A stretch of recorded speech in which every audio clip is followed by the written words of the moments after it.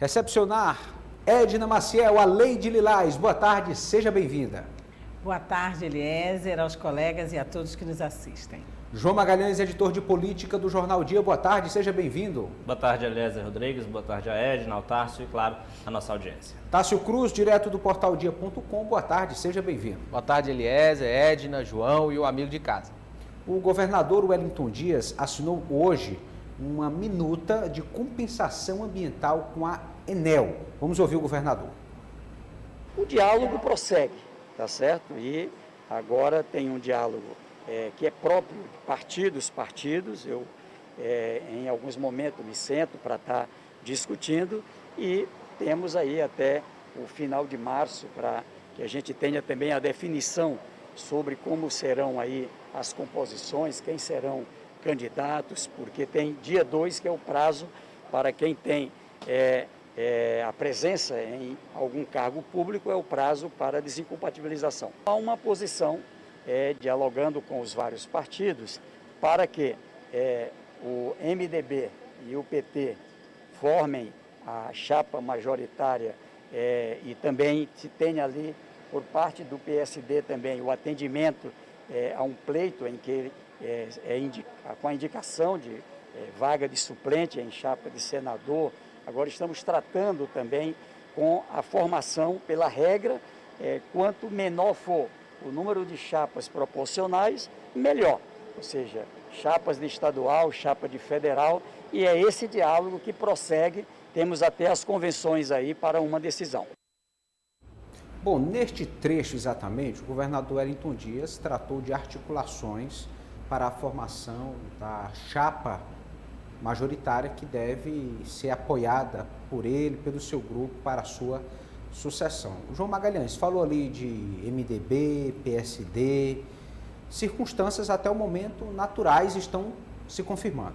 Sim, o governador obviamente já tem em seu pensamento, em seu planejamento, todas as estratégias para ele colocar em prática até as eleições de outubro. E o último final de semana é a prova de que ele já entrou em campo, já conversou com esses partidos, já conversou com partidos que, de certa forma, precisam ser informados dessas estratégias, porque são grandes partidos que têm um poder de influência nesse processo eleitoral, e agora ele segue aí esse calendário, esse cronograma. Chama a atenção que o governador, até o momento, parece que ele tenta ganhar mais tempo, ele não tem muita ansiedade com essa questão de lançamento oficial de pré-candidatura a governo, ao Senado, enquanto que líderes do Partido dos Trabalhadores, o próprio deputado Temístocles, que é do MDB, entre outras lideranças, já vieram a público para dizer que é bom lançar uma pré-campanha de Rafael Fonteles em fevereiro, outros em março. Tinha gente que queria até mesmo em janeiro. O governador Wellington Dias demonstra que não tem esse tipo de pressa, não.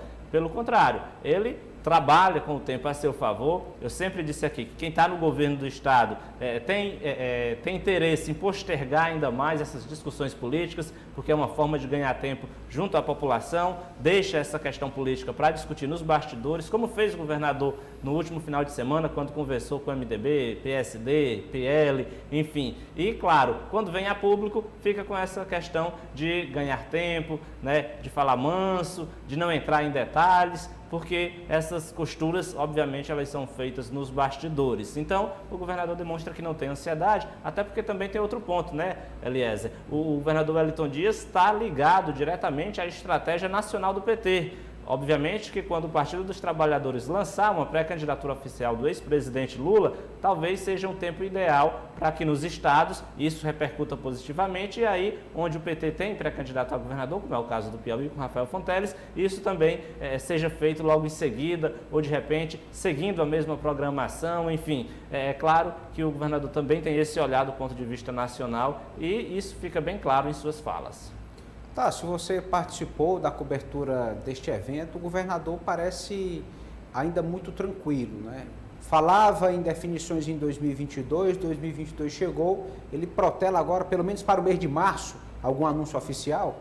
É isso, Eliezer, ele, como você usou bem a palavra, tranquilidade, O governador praticamente já definiu o cenário, Nós já explicamos aqui ao longo da semana como fica a chapa majoritária. Temístocles Filho deve ser o candidato a vice, Rafael candidato a governador e também o próprio governador para o Senado, e a vice fica com o PSD. Fora isso definido, um fato chamou a atenção. O secretário Rafael Fonteles participava do evento e deixou a sala. E eu perguntei a ele quando ele espera que essa situação seja definida, quando ele deixa o governo. E ele disse, eu deixo o governo no dia em que o governador achar que eu devo deixar.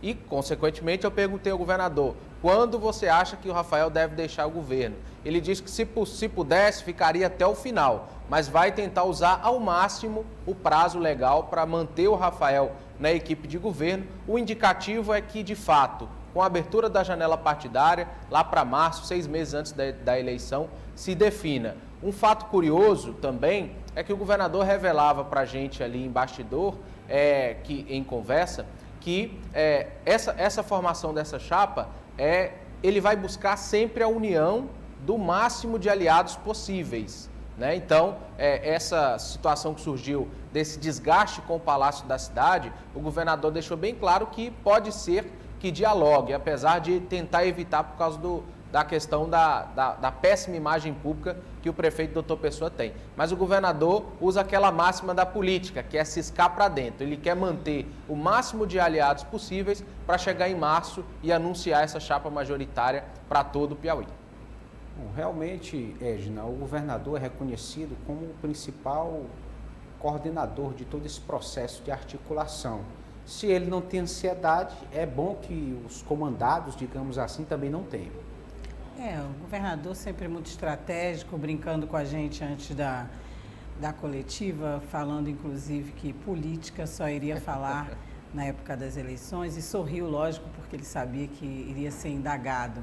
Mas ele é estratégico, sabe fazer as costuras, sabe conversar e é óbvio, né, que ele está mantendo e passando essa calma, essa não ansiedade, vamos dizer assim, tanto para os que estão em volta dele, que já sabem da pré-candidatura, do andamento da pré-candidatura da base do Partido dos Trabalhadores, que é o secretário Rafael. Então, acho que é esperado até, diante de tudo que nós pontuamos já aqui, que o governador fosse acalmar os ânimos, né? Ciscar para dentro, como disse aí o Tássio, e aguardar. Você vê que ele citou os partidos, falou da forma com que poderá ser aliado aí mais para frente, da chapa majoritária, de quem poderá estar junto. A gente já sabe que é o PMDB, sabemos da situação do PSD, do PL, enfim. Então, ele já sabe com quem vai ficar e quem está com ele também. Agora, anúncio oficial, tanto ele como o secretário Rafael, que estavam lá, continuam mantendo essa postura. Vamos deixar para falar oficialmente quando for o momento certo. E, como o João bem disse, a estratégia pode seguir aí em nível nacional, esperar então a candidatura oficial do ex-presidente Lula ser lançada e também mais acordos, mais ajustes, o tabuleiro ainda estar mais ajustado com as peças para poder fazer esse anúncio. E ele falou também da relação com o doutor Pessoa, com a questão dos cargos, né? No bastidor ele falou também sobre isso. A gente sabe que existem cargos, como nós comentamos ontem aqui, né? E pontuamos na gestão da prefeitura. Então, é o que você disse, Tássio, né? Ele bem pontuou aí no bastidor de continuar em conversa. Podemos conversar, né? Podemos continuar conversando. Vamos acompanhar. Isso. Vamos ouvir o que disse na oportunidade o secretário de Fazenda, Rafael Fonteles. Como sempre temos feito, eu me reúno com o presidente Temis, com os demais deputados estaduais, constantemente para exatamente conseguir cumprir, não é, as nossas obrigações em parceria com o Poder Legislativo. É importante estabelecer isso, que o Executivo tem sempre que estar em sintonia com o Legislativo para poder fazer com que as políticas públicas sejam mais efetivas, sejam concretizadas, sejam debatidas, respeitando a democracia do nosso Estado e do nosso país. Nós temos que aguardar as decisões dos partidos. Como eu sempre tenho dito, o nosso nome está à disposição do Partido dos Trabalhadores e os partidos é que irão decidir essa questão da formação da chapa majoritária. É claro que a partir desse momento começam a se intensificar as discussões em torno disso. Você vai ter um período aí no mês de março em que há possibilidade de mudanças de partidos. Então tem todo um calendário que vai ser seguido. Então vamos aguardar aí as decisões dos partidos. Os partidos que compõem a base do governo deverão permanecer unidos. E, portanto, o PT, o MDB, o PSD, assim como outros partidos, são importantes nessa composição. E certamente os líderes, que são bastante experientes, por sinal, irão tomar decisões corretas em relação à composição das chapas. João Magalhães, o secretário Rafael parece muito confiante na base governista, né? Nos partidos que já integram essa força, que estão dispostos a somar com a sua pré-candidatura, né? Esse ponto é fundamental para consolidar qualquer nome em uma disputa majoritária. Com certeza. Agora chama a atenção, Eliezer, primeiro, na fala do secretário, dá a entender que, de fato, a coordenação política desse processo de pré-campanha realmente está nas mãos do governador Wellington Dias. Tanto é que Rafael fala em líderes políticos, citando outros partidos, e o governador Wellington Dias, então, sendo o líder desse grupo, né? É claro que quando chegar uma pré-campanha, quando chegar uma campanha eleitoral, obviamente que o candidato Rafael Fonteles precisa assumir as rédeas de todo o grupo, de toda a base governista, mas até o momento Rafael trata o Wellington Dias como o líder político desse grupo, e é natural, até porque é o atual governador e é quem está encampando aí o lançamento, a pré-campanha de Rafael Fonteles ao Palácio de Carnacas. Sobre a importância dos outros partidos, realmente ela é fundamental, apesar de não haver coligações do ponto de vista do parlamento, mas na disputa, né, dos cargos majoritários, as coligações continuam acontecendo e, obviamente, que cada partido que chega agrega com um time de candidatos a deputado estadual, deputado federal, a própria questão do fundo partidário, ou tempo de propaganda no rádio e na televisão, enfim, são mais pessoas, obviamente, para estar junto na campanha, ajudando na elaboração do discurso, de propostas do governo, caindo em campo atrás de voto. E aí a gente tem os maiores partidos, MDB, PSD, que já estão aí automaticamente ligados e ficam na base do governo Wellington Dias. Tem o Solidariedade, do deputado Evaldo Gomes, que é um partido também que é importante nesse jogo, porque vai funcionar ali como uma sigla meio que auxiliar dessas duas maiores que são da base. O Solidariedade, é bom lembrar que para o parlamento tem todas as estratégias capitaneadas aí pelo deputado Evaldo Gomes. O PL provavelmente vai para a oposição, é o caminho natural, é o partido de Jair Bolsonaro, então não tem como ficar com o Wellington Dias. Isso a gente já falou aqui diversas vezes, desde quando o Bolsonaro chegou ao PL. Enfim, são vários outros partidos e que, com certeza, o governo precisa, né? A pré-campanha de Rafael Fonteles precisa consolidar esse apoio. O maior número de partidos em um grupo, com certeza, é fundamental, até para dar aquela estrutura, aquele volume de campanha, o que torna uma chapa mais competitiva. Tássio, nós já recebemos hoje aqui o deputado federal Fábio Abreu. Começamos a tratar dessa situação do PL. Eu gostaria que você trouxesse mais informações sobre essa mudança no comando do partido. O deputado Fábio Xavier já abriu mão, né? Deve assumir um novo destino partidário. O que isso significa? Significa uma mudança radical, né, Eliezer, do PL. O partido parte de um extremo para o outro completamente. Ontem, no final da tarde, o deputado Fábio Xavier se reuniu com Valdemar da Costa Neto, presidente do PL, e entregou amigavelmente o comando do partido, lembrando que há décadas a família Xavier sempre foi ligada ao antigo Partido Republicano, que hoje virou o PL, né? O pai, o ex-conselheiro do Tribunal de Contas, Xavier Neto, foi um dos percussores do partido aqui no estado e por isso doeu tanto, vamos dizer assim, para Fábio Xavier deixar o partido. O caminho dele deve ser ou o MDB ou o PSB, ele não tem acordo com o PSD. E o que muda? Fica uma briga pelo comando do PL, né? Briga por quem? A gente comentou aqui que o doutor Pessoa, ao invés de ir buscar benfeitorias para a cidade, de focar em Teresina, foi fazer politicagem, né, em Brasília, foi buscar o comando do PL para tentar formar o seu grupo político, uma estratégia desesperada, né, já que hoje ele não tem sustentação no MDB.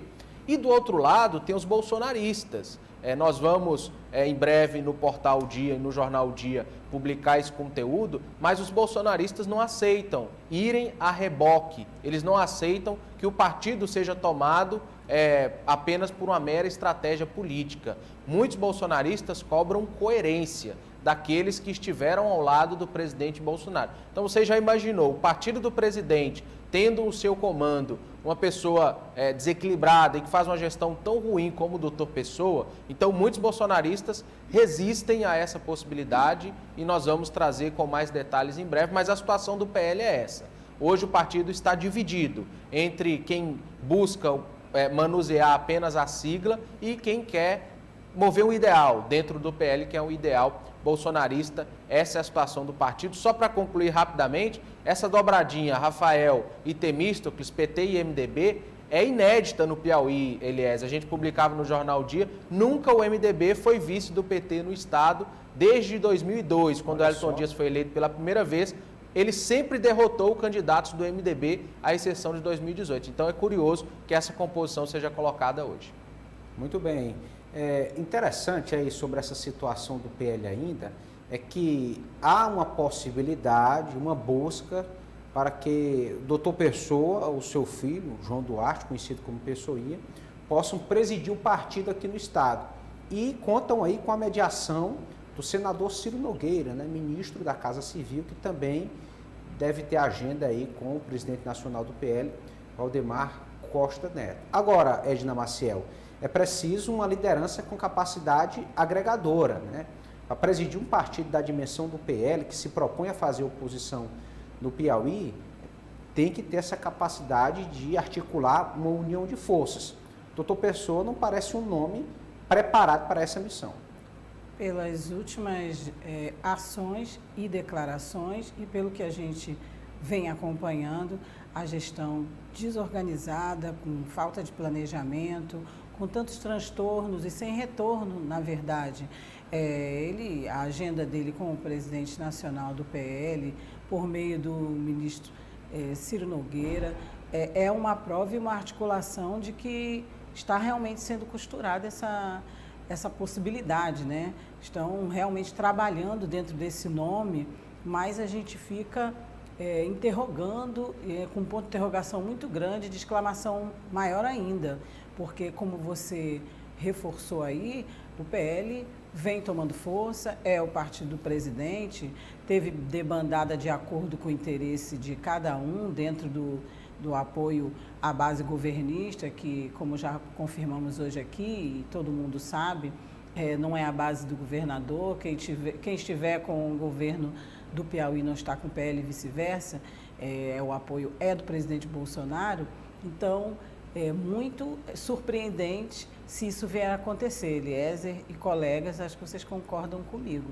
E é contraditório mesmo, e é claro que os bolsonaristas devem estar também, como está colocando aí, que vem com um material mais rico no portal sobre esse assunto, não deve estar gostando nada da situação. É um contraditório mesmo, e se o partido quer ganhar força, robustez, chamar atenção positivamente, certamente, tudo que a gente vê, não é com esse nome, né? Não é com o nome que não está bem na popularidade, na gestão, que isso vai acontecer.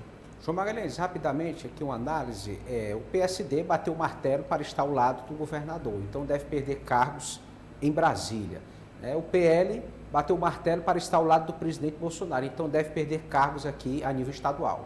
Sim, automaticamente, na medida em que os deputados estão saindo do PL, os deputados vão permanecer com os cargos, mas, como vão para outra sigla, na verdade haverá apenas uma incorporação desses cargos, que hoje estão sob o comando do PL, vão seguir sob o mesmo comando dos deputados, as mesmas indicações de deputados estaduais, deputados federais, mas, claro, já na conta de um outro partido, no caso do deputado Dr. Hélio, do deputado Coronel Carlos Augusto, o PSD. No caso do deputado Fábio Xavier, ele ainda vai decidir, como disse o Tarso, pelo MDB ou, de repente, pelo PSB, caso o PSB de Wilson Martins faça aquela federação com o Partido dos Trabalhadores em nível nacional. Então é uma discussão que realmente vai vir para a prática. O PSD já perdeu o cargo, sim, no governo federal. Jonas Moura, ex-presidente da APPM, que ocupava um cargo de diretor de engenharia lá na FUNASA, já foi exonerado. Isso é uma consequência da decisão do PSD em seguir aqui com o Wellington Dias. Naturalmente, aqui no Piauí, o PL também vai, na verdade, não perder cargos, mas como o partido está sendo esvaziado, automaticamente esses cargos serão incorporados aos novos partidos, esses partidos aos quais os deputados estão ingressando lá no mês de março com a janela partidária. Muito bem. Obrigado, João Magalhães, pela sua participação. Editor de Política do Jornal Dia. Até amanhã. Até amanhã, Eliezer Rodrigues. Boa tarde a todos. Boa tarde, Edna Maciel, a Lei de Lilás. Boa tarde, Eliezer, Tássio Cruz, João Magalhães e a nossa audiência. Boa tarde, Tássio Cruz, direto do portal dia.com. Até amanhã. Grande abraço, Eliezer, grande abraço a todos e até amanhã. Esse foi o nosso quadro Política do Dia.